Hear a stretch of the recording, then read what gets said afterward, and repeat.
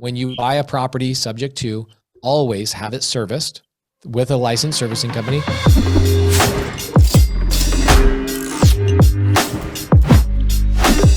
So I would pick up this big fat check from the insurance company and I would go to the nearest Bank of America that was close by that insurance company's office because it was Friday. I would get the check Friday. I had to rush down and make sure I made the deposit. Then I could then wire out my individual paychecks to all my guys. Depending on the bank I would go to, I would get these big checks of $200,000, $300,000. And I would go to my bank and I'd wait all the way through the line for 30, 45 minutes because again, it's Friday. And I would go to the bank teller and I would say, I'd like to make this available from withdrawal so I can pay my people. And she goes, oh, I'll see about that. Click, click, click, click, click, click. I'm sorry, we have to put a mandatory 10-day hold on this check. Has anybody ever dealt with that? I would get so frustrated because I used to take their word as gospel. I'd be freaking, and I would have to go borrow money from my friends for like a week to pay my payroll until that check cleared. Then one of my friends told me, dude, demand that they release your check or just go to another branch, you dumbass.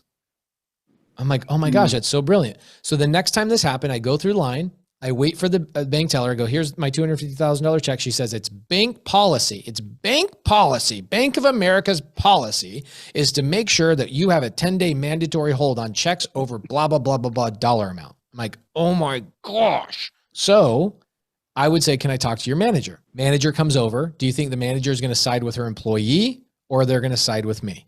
All day long, they're going to side with their employee and say, sorry, sir, this is bank policy. Fine, give me the check. I took the check. And as I'm taking the check, I said, I'm going to do your job for you. So I drove all the way back down to my home branch where I opened my bank account, where I knew the tellers. They knew my wife. They knew my kids. They knew my world. They knew me by name. I wait through the little line. I deposit the check. Do you think they made the check available immediately? 1,000% they did. So I get that receipt. Oh, I forgot the best part of the story. As I'm telling that teller, hey, teller, I'm going to go and do your job for you. And I'm going to bring you the receipt and show you that somebody else at Bank of America will make that check available. The bank manager chuckles at me, rolls her eyes and says, good luck. Have a great day. Oh, now you got me going, right? Now you got me going. So I go all the way down there. My bank teller, I don't say anything to her, the nice one. I don't say anything to her. Just thank you so much. You're the best. Have a great day. Blah, blah, blah, blah. I take that receipt. I drive my ass all the way to the other side of town. I wait all the way through that line again just to hand the receipt to that bank teller and said, I did your job for you. And I walked out. And I learned in that valuable moment, this was like 12 years ago.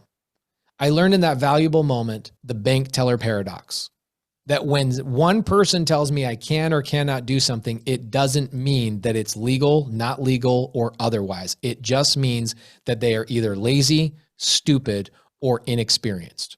That's it.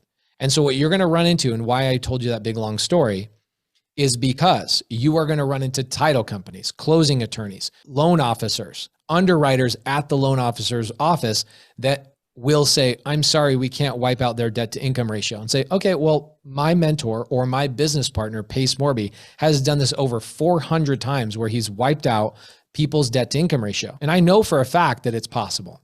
So what are our options? Tell me how you're going to overcome this. So here's the biggest challenge with that. The last time I did this was like 6 months ago for another student.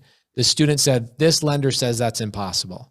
So I got on the phone and I said, hey, my name is Pace Morby. I used to be a licensed loan officer. So I'd like to know, have the laws changed since I was a licensed loan officer that state blah, blah, blah, blah, blah, blah, blah, blah, blah. And all of a sudden that loan officer's like, I didn't know that that was a thing. Of course you didn't, because this is a creative finance transaction and we're doing something outside of your experience level. So you told me it's not possible. So let me tell you what I've done in the past. So this is why I always tell people. So I had a gentleman, he sends me a text and he goes, Pace, I did the subject to transaction and now the seller can't get a loan. What do I do? How do I overcome this? And I go, just show the new lender the servicing documents showing that you have been making payments to a servicer who is licensed to take those payments and make those for you on your behalf. Just show the blah, blah, blah, blah, blah. He goes, what's a servicer? I go, Elijah, this is why people pay me, bro. Like I've been through this stuff. You are screwed. you are not going to overcome that DTI because you did not have it legally serviced by a licensed servicing company. When you buy a property subject to, always have it serviced with a licensed servicing company. There's hundreds of servicing companies. I think we have 7 or so that we use. It doesn't really matter at the end of the day. Just make sure that they send you a monthly email and that you can get a hold of somebody on the phone so that when your new lender for your seller needs to talk to somebody from the servicing company, you can connect those two people and they will take it off their debt to income ratio.